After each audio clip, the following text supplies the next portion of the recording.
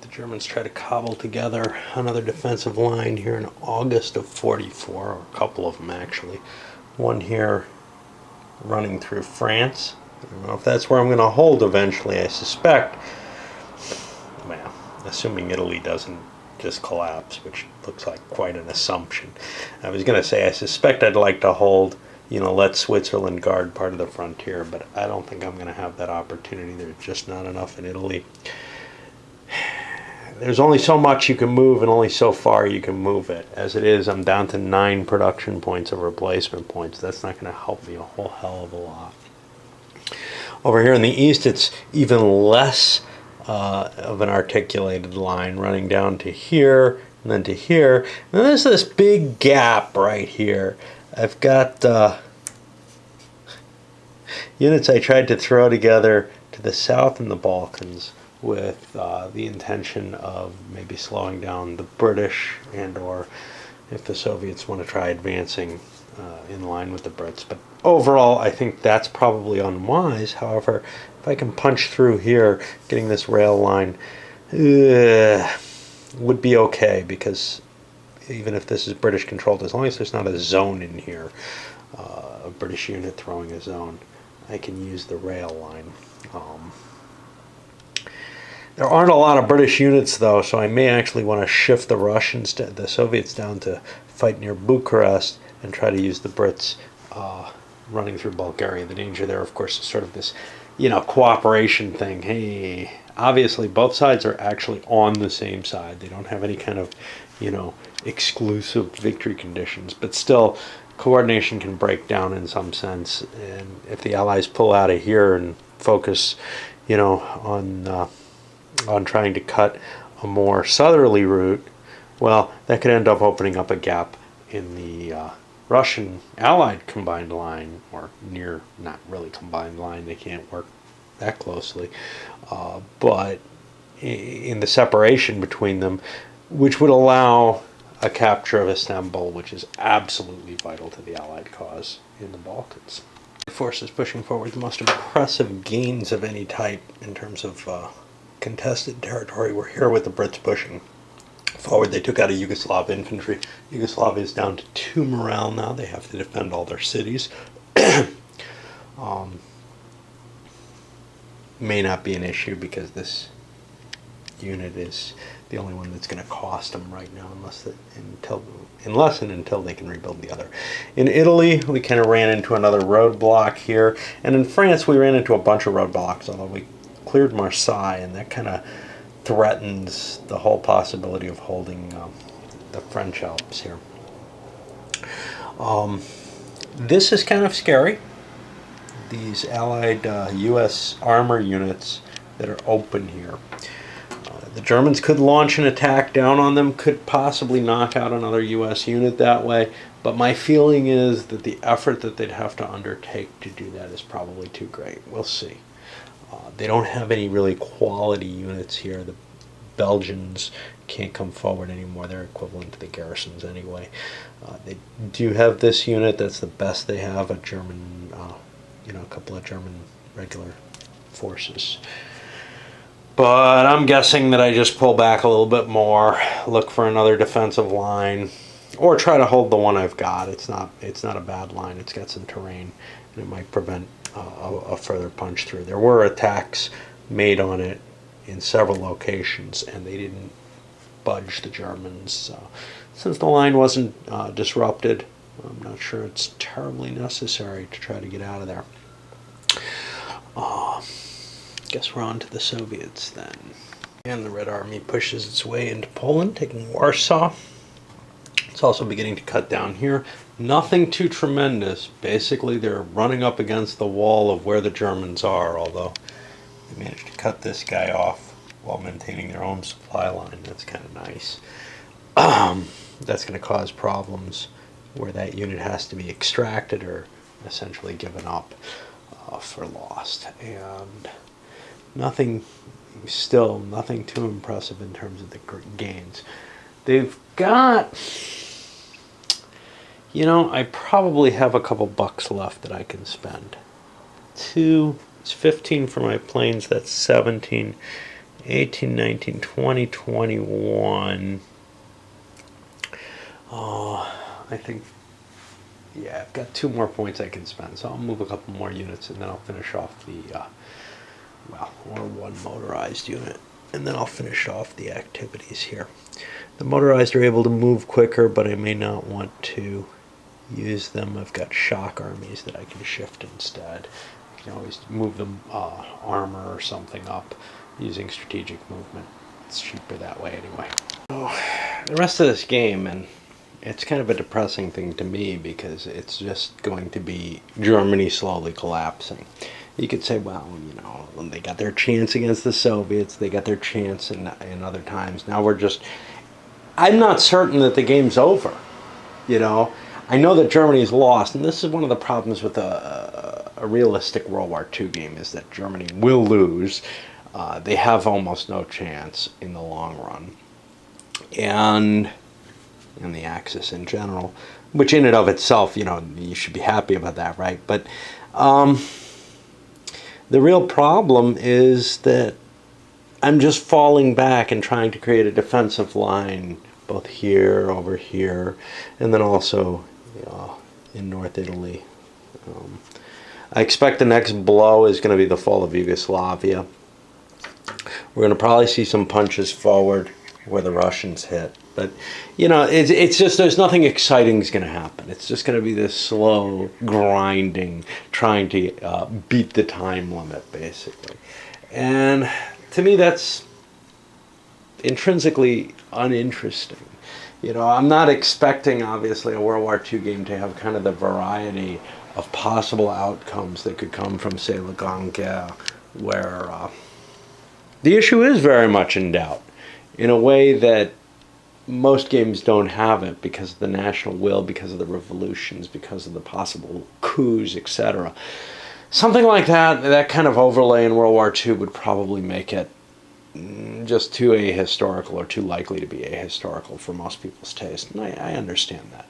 It's just at this point I kind of feel like, okay, I should surrender as Germany.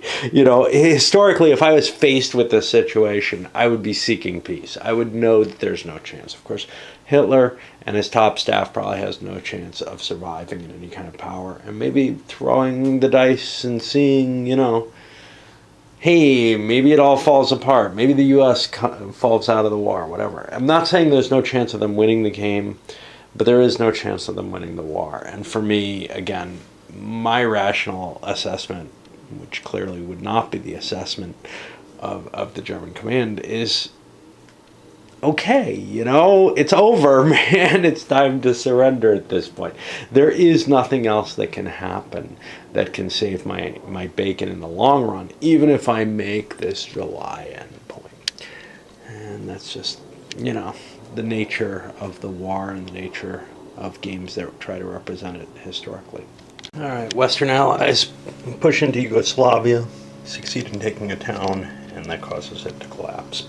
And that kind of opens things up a lot more over here in Italy. Knocked out a German garrison, got this guy surrounded here. Managed to bring some troops into Venice, which I had captured. I can't just sail them into Trieste because it's unowned as of right now. The American armor pushed forward in France. Not a lot of gains there. I took out a unit though. I think I took out a motorized unit. And I still haven't even called upon the air power that I have up here. The U.S. Air and the U.S. bombers could support that. Instead, I'm just using the bombers for the strategic warfare. I'm not using the British bombers. You know, the Brits have things they can buy, whatever. They have to actually use money. So I'm a little more reticent to use their points, even though I probably haven't spent the full amount, you know, that I have available to me. In fact, I'm almost certain I haven't. So why don't we drop some more bombs there.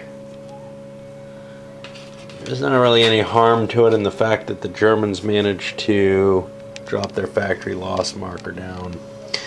That's a good sign that I don't want to leave everything's in range. I just have to worry about this plane here.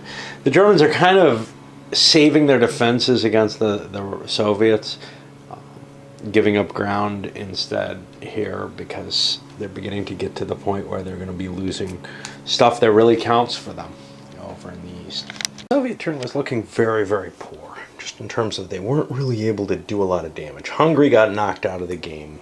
Okay, that's one minor bright spot. I kind of managed to break a hole here in the way in a weak spot in the German line, and definitely that led to the reduction up in the north. But that reduction was basically a matter of what I was doing all along here. Throw enough shit at something and eventually some of it sticks. Well, in this case, I managed to break a unit. But, you know, a little different, because here I'm just throwing units on the line and all I'm doing is shoving the line back and not really getting a lot of positional advantage. But here, by slipping through that crack, I was able to cut a unit so it had no retreat. Denied. No, I didn't. It was here. It had no retreat from here, so it ended up being destroyed instead. It wasn't isolated, but now I've got one unit isolated and another one really has to try to slide out. Obviously, I could pull back here and then back in here, and then I kind of help save this unit, and maybe there'll be a breakout opportunity. That's always a possibility here.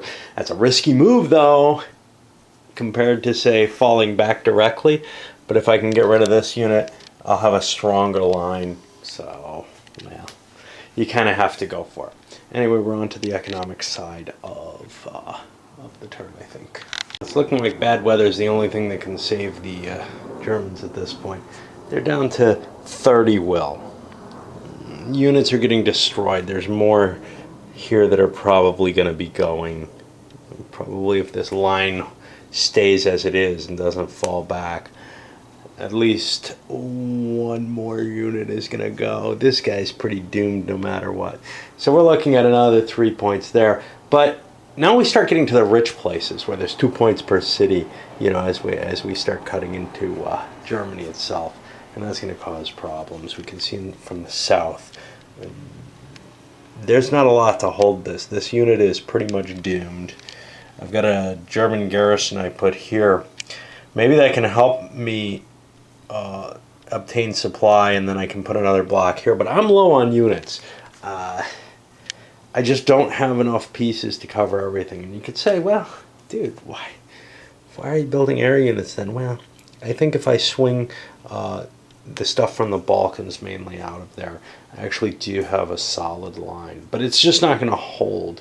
And without air units, well, that's just more airstrikes that the enemy can use. And we got a breach here too, so we're going to have to fall back in France as well. Everywhere constantly giving ground. It's just, you know, there's a time limit to it all. I've been able to kind of stymie the advances to a limited degree after that first initial blow with the Soviets, and then of course the cut through here, which was also kind of dramatic. Got to be kind of careful about this Soviet-Allied interaction here. So I don't want to end up out of supply trying to cut through Yugoslavia. That may be what I have to do, and hope I've got a garrison here to help establish a line along the rails, so that is a possibility at least. But yeah, it doesn't look like the Germans are going to make it to the end. But, you know, it still is close enough that I don't feel like calling it. If I am going to call it, it might be a good idea to do so at some point, simply because when I see something this hopeless, I start dragging my feet more and more about the game. I'm already looking to the next thing in many different ways. Weather is definitely not the Germans' friend this time. In the sort of mild temperate zone, perfectly fine weather. Everywhere else severe. Pretty much everywhere where there's going to be fighting is in that mild zone. And let me see if the line. Yep, that's in between here. We're out of Russia, and the Allies have pushed forward. Now I just found myself a control marker. I don't know where it came from. Must have been on my elbow or something. Crap. I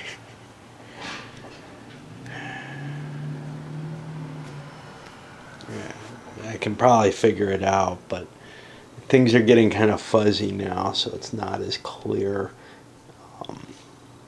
what has and hasn't fallen. This is Soviet, that's fine. I don't know where it's from. All the Italian stuff has fallen.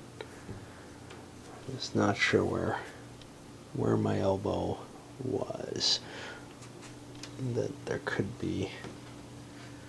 It would be a German allied one, which to me means it's either in Italy, Libya, or somewhere in here as a German one that I lost. And I just don't see anywhere that it could have been, to tell you the truth. I'll throw it back in the cup. Maybe it was one that I had aside on the table or something. Anyway, the Germans have repositioned their forces. They weren't able to pull out of the Balkans like I wanted to, because I wanted to save this unit as well. And we can see I'm tracing supply through Belgrade, so I'm okay. This unit I've given up. I tried to save him. It's too late for him. And I can't just remove him until he's got an out of supply marker. He won't survive that long. On the German front, I pulled some additional garrison here and another one here, or on the Italian front, trying to, keep the Allies from cutting into southern Germany. Not sure what they want to do there. Basically, they have two directions they might want to head. They might want to head this way to try to link up with the Allied Balkan force. They might want to cut this way to try to hook up with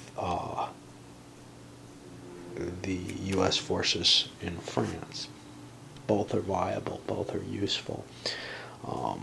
In particular, this route looks appealing because I'm worried there isn't enough for these guys.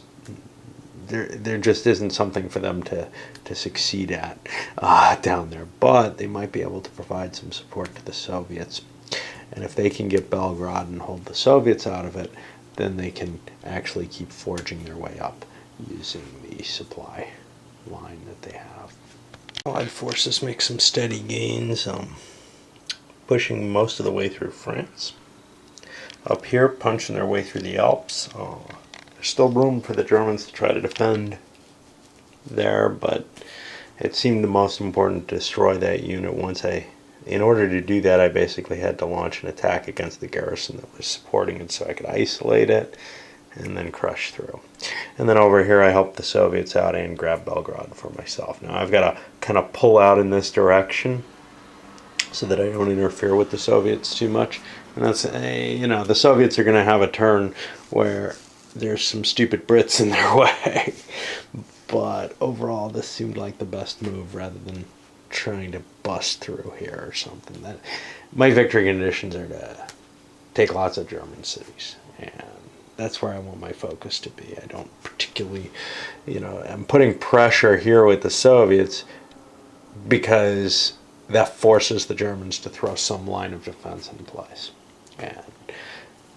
But it's up here that I think the war is going to be won. It looks kind of weak there, and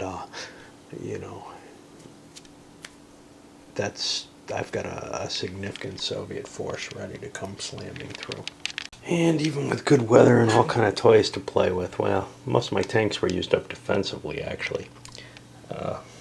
Soviet advance didn't really do a whole lot.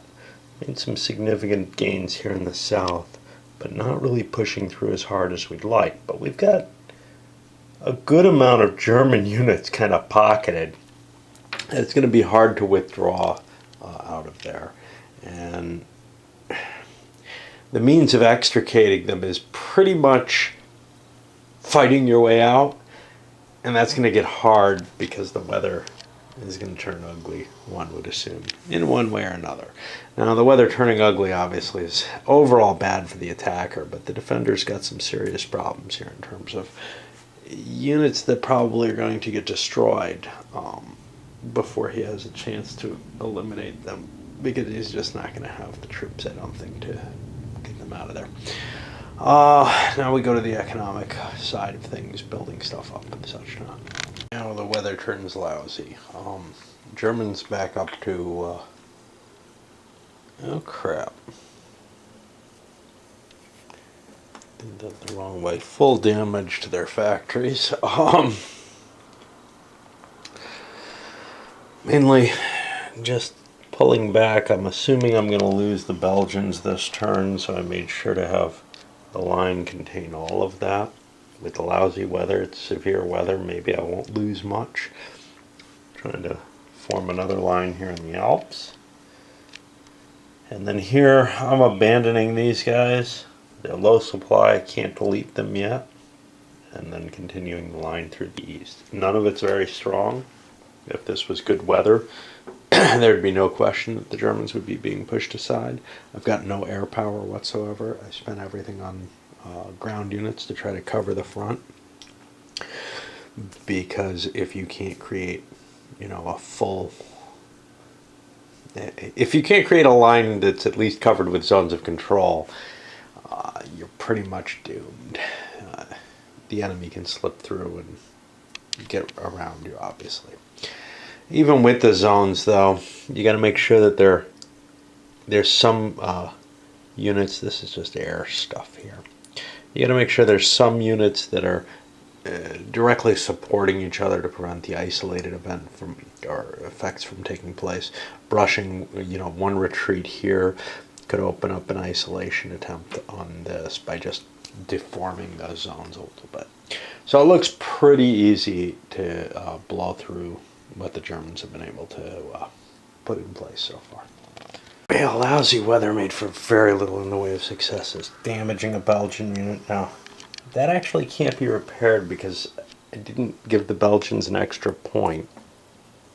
They only have one factory point. And I moved their unit. So there's going to be now a weak Belgian unit there for next turn. Which, had I known I was going to survive, I would have funded them an extra point. But I actually have a decent amount of money for Germany. I'm going to be able to probably do some rebuilding. I don't have to worry too much about the air power this turn. Very few, because the weather is going to likely be, if it's severe, the air power is almost useless, or it is useless. If it's, except in terms of counter air, or bombing. If it drops to poor, the air power gives some advantages. Also, all the armor the Allies have, that's kind of negated by the bad weather. So we were able to hold them off in France, pushed back a little bit in the Italian front. A big sweep across, but we didn't manage to get these, and that means they're actually out of supply this turn.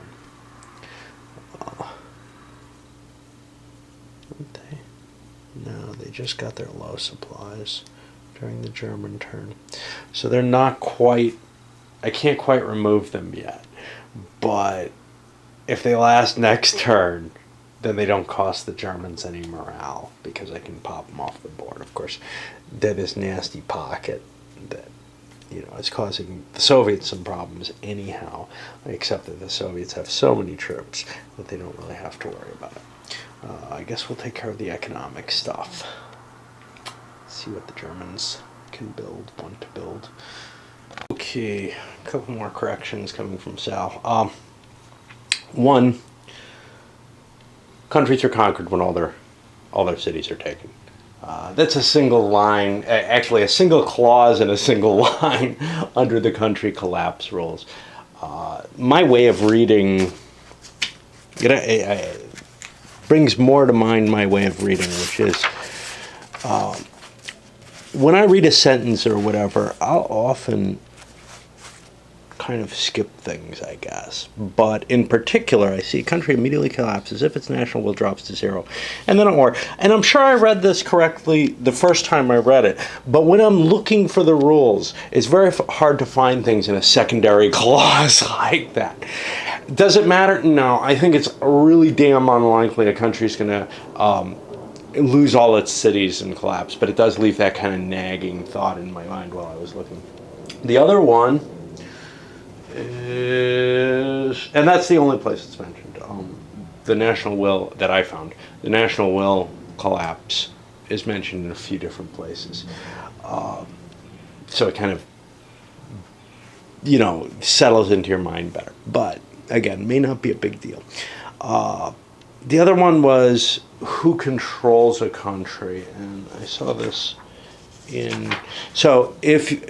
for example, France having fallen, I was worried about the capital in Paris not being a limited supply source. Well, it turns out it is. And I found this in the living rules. Again, it's easier sometimes to search for something. I was searching for the word conquered. I found that. Didn't find the other one actually that way. I had to see that. Tell you what, I'll come back after I find it again. But it's not worth it. It's so annoying for me to deal with looking at a PDF that I don't want to do it that way. And I can't remember how. I have no idea how to find it because I didn't read it in the physical rule book. So physical rule books just settle on me a little better than an electronic one. But if I need to find something, the electronic is actually pretty damn good. So I may want to give myself something that I can read a rule book on, a Kindle or something like that. It's at a high expense, though, to add to just be able to access rules. And anyway, this was something that I felt like I couldn't find an explicit rule that said it that way, and I didn't want to go flying off on my own as I sometimes do with a game like this. So I wasn't quite sure, and I took the rules the best I could make of them. But apparently the capitals, well, it almost follows, but without a precise rule, I just couldn't do it in this case. Because, when a country collapses, when a country surrenders, the cities don't change hands, right? They're still friendly. It's still a friendly city. The question, though, was, does that nation still kind of exist? And I'm not even sure that the wording that I found upon trying to look for it really made that clear. I'm not sure it didn't. That's why I kind of wanted to look for it, but the hell with it. Back to my morning computer spam. All right, so here in December of '44, the Germans pull back a little bit more, try to form a better screen for themselves. It's tough, It's just a matter of playing out this delaying game, trying to hold on to some of my will until past this turn. In which case, that's when the game's going to be decided. Clearly, Germany's lost the war. One thing that came to mind for me was these Belgians here. Geez, I'm going to conquer them. That, quite likely. That's going to mean... Oh, shit, I forgot to take these off. I'm always forgetting to remove these. And I see I've got a unit in Dusseldorf I may want to move. And a unit in Berlin I may want to move that these damn things had covered. So I may want to spend some more points to strengthen my defenses. Because I'm not really thrilled with how I'm set up right now. So,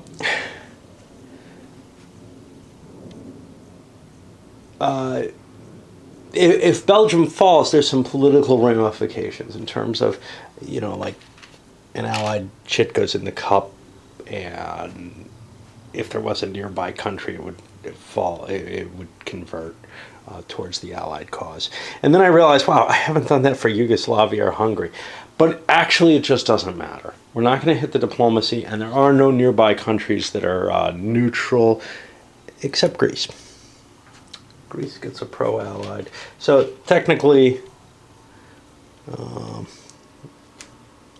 the Allies killed Yugoslavia, I think. So Greece goes pro-Western. And then actually, for Greece, or for Yugoslavia and Hungary, chips go in the cup. That's not going to matter, because we're never going to enter another period where actual draws for the diplomacy cup are going to be allowed. Is Greece going to matter? No, probably not. Let me see. Select anyone that has an enemy or strict neutrality. Select one that has no pro.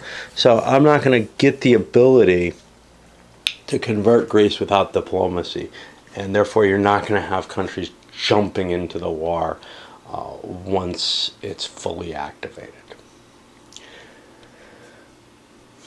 I'm not sure how I feel about that. I feel like there should be some possibility of things entering, but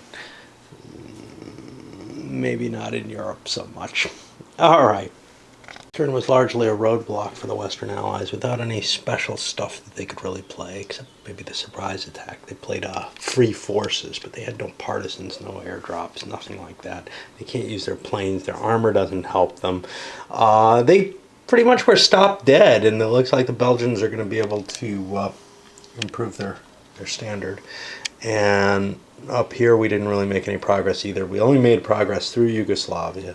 One unit taking the rail hex here, because eventually, or Zagreb, because eventually I want this rail connection. I actually managed to punch through, not getting into the zone of control, in order to kind of rationalize my my supply situation. So now I'm only supplying 2 units out of Istanbul, and I've got 6 with 3 different convoys here. That all works fine because I can pay that off, and likewise I can pay actually brought this up to full strength finally, because it's sitting in an important location that I don't want to fall. And the same over here, although I do have one that's drawing out of Paris or Spain or something like that, using the low supply, the limited supply source. We'll hope the Soviets can get some further some further advances. The line for the Germans looks not terribly strong there. I also did some counter air against the Germans. Main reason, hey, you know, I can afford to. Made them play their jets. May just mean that they get to use their jets for an additional turn, but I think I forgot to use them one turn, and there were turns where they didn't have points, so it all kind of balances out there. Was there indeed a loss? I guess so. It doesn't really matter. I think a unit, I don't think I attacked anything, so that may be a leftover from last turn. But again, it doesn't really make a difference. I have plenty of infantry that I could build this upcoming turn, so I'm not too worried about it. And I'll probably have more. On to the big push. And the Soviets have tremendous monetary capabilities right now, 56 production points. So they can do quite a bit and still replace the stuff they have. You can see the Germans have their no supply markers here. They're going to probably get killed before they get out of there. They might survive, and if they do, well, then it's no national will cost for it. But in general, those pockets tend to just disintegrate. Now we're moving into 1945, only half a year left to go. The Soviets were pretty much stymied completely along here. In fact, I decided to save a few bucks, not make all the attacks I could, because I just was not gaining anything. I could only destroy one of the 2 units I had trapped here. The other one ended up not costing the Germans national will. They're down to 21 only. If the lines break, they're gone, right? But if the lines don't break, it looks like they may well hold out if they can keep trading little bits of space per turn. As long as the weather's lousy, they're going to be in pretty good shape holding up here. one interesting factor, these partisans, so the Soviets have partisans, the Allies also have them. Those are beginning to become less and less valuable as strategic warfare implements. They still work, but strategic warfare, it feels like the Allies have the huge advantage, especially with the Western Allies doing the bombing. I haven't even committed a Soviet plane into like Königsberg, which I believe would be adjacent, to C-Zone 13. That would give a couple extra bonus points to the the Soviet strategic warfare balls. If I had one that was not in great shape, if I couldn't buy back most of my air power each turn, I would do it, but I'm finding that they're more useful having them more centrally located. I would only be able to attack up right in here from here. Once I take Danzig, maybe that'll change. I don't know. But it's basically been kind of I don't want to expend the movement to shift it to someplace that's not terribly useful, the extra cost, because the ground game is where I'm going to win this. It's not going to be off of, some extra strategic warfare point when I've already got the Germans as badly boned as they can possibly be in general, or close enough to it. On the other hand, the Germans are building back significant amount of forces. It's going to get hard to crack into Germany itself as they're throwing up. We're not talking garrisons either. They're building all their armor. You can see they're beginning to upgrade stuff. That's going to be tough stuff to knock apart. When a line is solid, it's really hard to break through. So if I can get to that kind of point, the thing that'll help the Allies here, though, is air power and special chits. And that's where the partisans aren't coming in handy anymore, because we're in Germany now. The partisans aren't against us anymore. We're not gonna, we're not gonna be able to use them for tactical reasons. Now, up here at Danzig, I could use them, and here in the corridor, I guess I can use them. But I think, I'm not positive. But I can't use them once I'm in Germany itself. And those are, tremendously valuable, putting an extra -2 on the unit for multiple attacks. I still have the paratroopers for the Western Allies. I don't know when I'm getting them. I haven't gotten them back yet. But it's just kind of a sign of what is, missing, why I'm not able to plow them back the way that I was earlier. Well, the lines are more solid. There's better units on them. I have less territory to cover overall.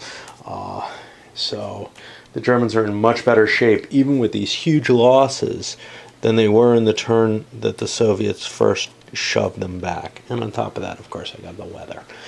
That first shove back was tremendous, and I thought it was game over at that point. I just had my Germans set up so weakly over such a broad front that it was very easy to just destroy the entire German army. And now it's able to hold off in a lot better shape, especially with the weather. Weather is very key in this game. It is really hard to make advances. Even, I say, hey, Severe's got advantages for the attacker. Yeah, sometimes. Not so much for the Allies, because so the Germans have this +2 for all their units, so they're actually pretty good in the winter. Most of the Allies just have +1 at this point, the Soviet, only the elite units. So they don't have quite as good an advantage in the severe weather. They have the huge plane advantage. That's taken away by the severe weather.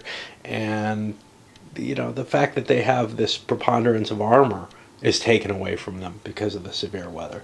So they've lost all the little advantages. The Germans were able to make some nice advances with all their bonus units, just because of many die rolls or being able to do assaults or whatever. The Soviets are not finding it as easy to move against the better German units. Heading up to the January turn in 45, the Germans strengthen their lines along the west front and the east front. The southern front still looks a little weak, but I actually launched an assault here. Would have taken Vienna, except there's too many Russian units, so they couldn't retreat, so they took a hit instead. But, that kind of jams up their offensive capability a little bit by damaging one of the units in the front line. Perhaps, probably not much. It cost me an extra couple production, so maybe it wasn't really worth it, but that's what I did and kind of filled in the line. It's looking a lot more solid. It's going to be tough to break even once good weather comes, I think. Western allies are able to get just about nothing. I'm moving this low supply unit down to go capture Turin and maybe add some additional force on here. I could have put it in here, but I don't have the supplies for it. In fact, I don't have the supplies for it anywhere. I am exactly able to produce, each of my convoys is using 2 supply a turn, basically, what it can recuperate.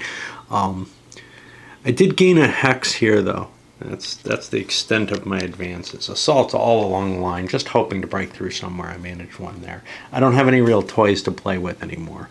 Ground support only works with allies. The tanks aren't going to work in this weather. I've got the surprise attack I could use, but I'm holding on to that. Although maybe the Western allies could not rebuild some of their fighters and such not to regenerate that. I don't want to expend it yet. I'm going to hope for a push when the weather gets good and hope I can break Germany by the time limit. We'll see if the Soviets can do better as well. They've been buying up their surprise attacks too. We got another one there. Should have 2 of them in play by the time the springtime comes. And not a whole hell of a lot on the Soviet side either. They gained 1 hex up here. Builds were made. Germans got some more troops on the line. The Soviets decided to disband that convoy, and that'll slide into availability. I haven't moved forward to February yet. I should do that and get those in the board. But I finally moved my Swedes down into Denmark, and now they've captured Denmark. That's well, they've captured Copenhagen, and I'd forgotten to put control markers in there at all, which may have affected things. But now, under the understanding of the rules that I have with the liberated countries, I'm going to be able to trace limited supply at least into here. Right now, I can trace back to my main rail net, so I'm all in full supply. And that puts a threat on the Germans here. 1, 2, 3, 4, 5, 6, 7. I can't quite make it to Kiel, so I can leave that alone for a little while longer, but I am going to have to throw some defensive forces up in the north of Germany up there to keep that from becoming its own little problem. Oh well. Okay, so as we enter February of 45, the economic warfare keeps Germany pretty much at the bottom of the heap. No, actually they gained 1. I'm sorry, they had a tie off, and I forgot they actually improved. I gotta remember to remove these every turn. I always forget. At least I'm not forgetting to account for them anymore. So the weather turned to pour everywhere, and that's kind of interesting. That means the air and the armor are going to each be worth 1. And we'll see if the Allies can make a better press given that situation. I probably don't want to use up too much of my air power in terms of really depleting any of my units on these attacks unless I'm gaining a lot of ground, simply because there will be better times when the air power is better and I can use it to more effect. But I certainly don't see any reason not to use the couple points I can recover in each case. I moved the Germans. The only thing I did was went up and blocked Denmark. I feel like that is of some value to not let the Swedes come crossing over. It's going to be kind of painful for them to do so. So I don't expect, they can launch an attack from here. Feel free, Where I'm most worried about is the Allies cutting through the Alps here. That's where I am the weakest as the Germans. So we'll see if we can get any headway there. Allied attacks took Belgium out and a little more than that. Over here you can see I have a damaged unit, and it was kind of out of supply, so I had to throw this garrison into place to guarantee my supply line instead of going and grabbing this. This doesn't really help me. I've got the right amount of supply for these units and the right amount of supply for these units, so I'm okay. Well, minus this guy who, if I start supplying him, I'm paying too much to maintain permanently. And I don't believe the Germans have any terrible desire to go into that hex. So that should be safe. And now we go over to the Reds. And as we push into March, the Soviets didn't gain a lot of ground here, but they did make an important little advance right there. And they may have made another one in here. I know they launched attacks. Yeah, I think. They grabbed Posen. Maybe this hex here. It looks like there's a control marker under there. That doesn't affect national will, but it does. It did take away a factory, so the Germans have less production next turn or whatever. I don't think this is going to be a game that comes down to production for Germany at this point. They're going to have enough. You know, they can only be knocked down to -9. They've got a decent amount in here, so I think they're going to have enough to rebuild things. Right now, it was a big rebuilding turn, so all the almost all the Allied points have been restored for air. The naval points I'm stuck constantly at. All the Russian air has been repaired, and even some of the German air is being repaired while they're building more units. I chose not to attack with Sweden. I make one attack with Sweden, I'm back here. Unless I can fall back or something, I'm not going to be in supply anymore.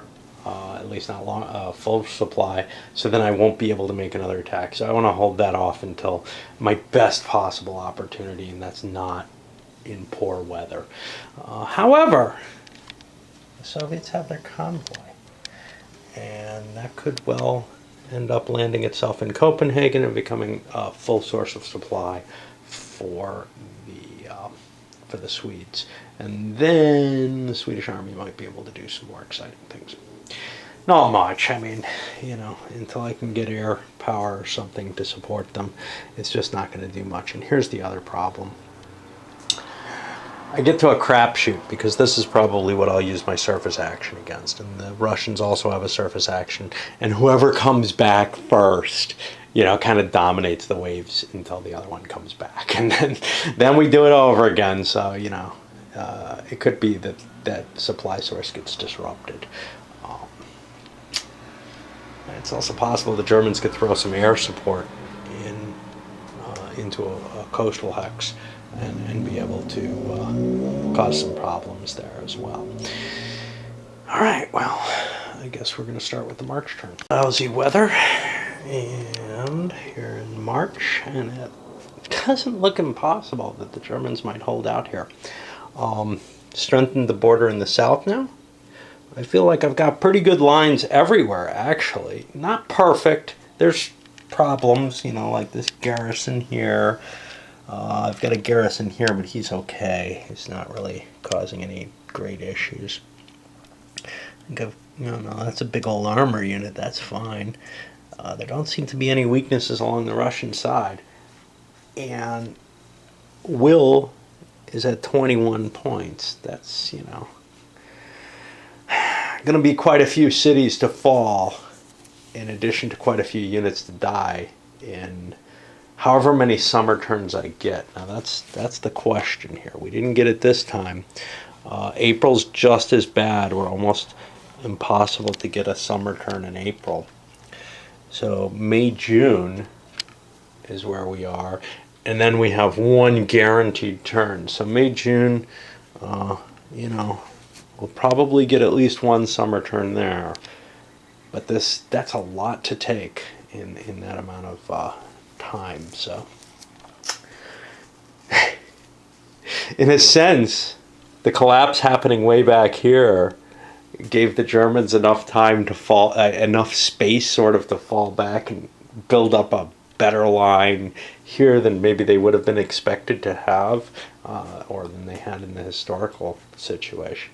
Makes for a kind of weird game when, you know, you're just playing to survive, right? It becomes kind of a, well, you know, Victory in the Pacific has this issue. Once it hits that kind of I'm playing to survive the game, then it just becomes sort of this okay, well, let me find my best defensive place. I'm no longer, hindered by Hitler's type of, oh, stand your ground here no matter what type of orders, which just aren't going to come, in a game like this.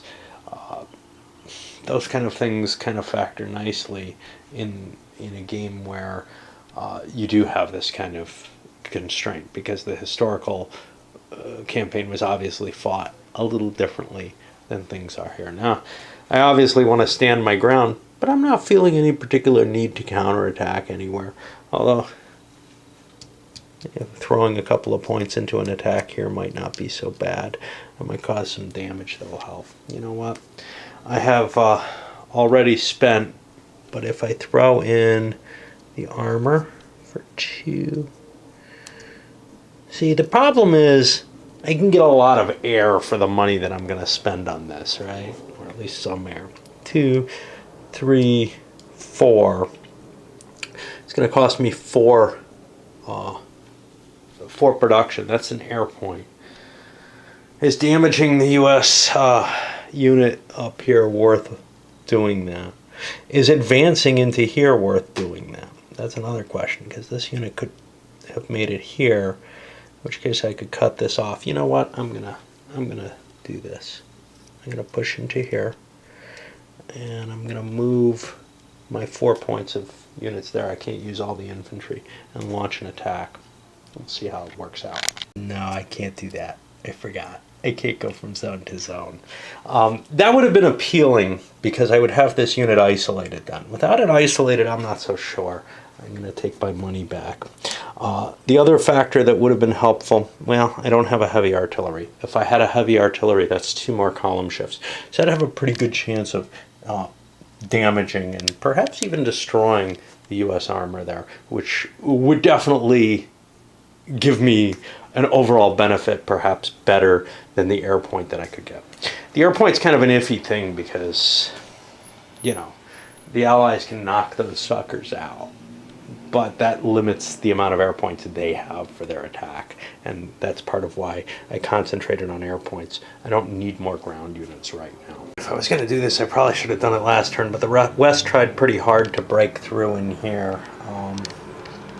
Using paratroopers. They didn't lose them. They're coming back in May, so it's not a terrible disaster. But I'm just getting so worried that I'm not going to crack anything.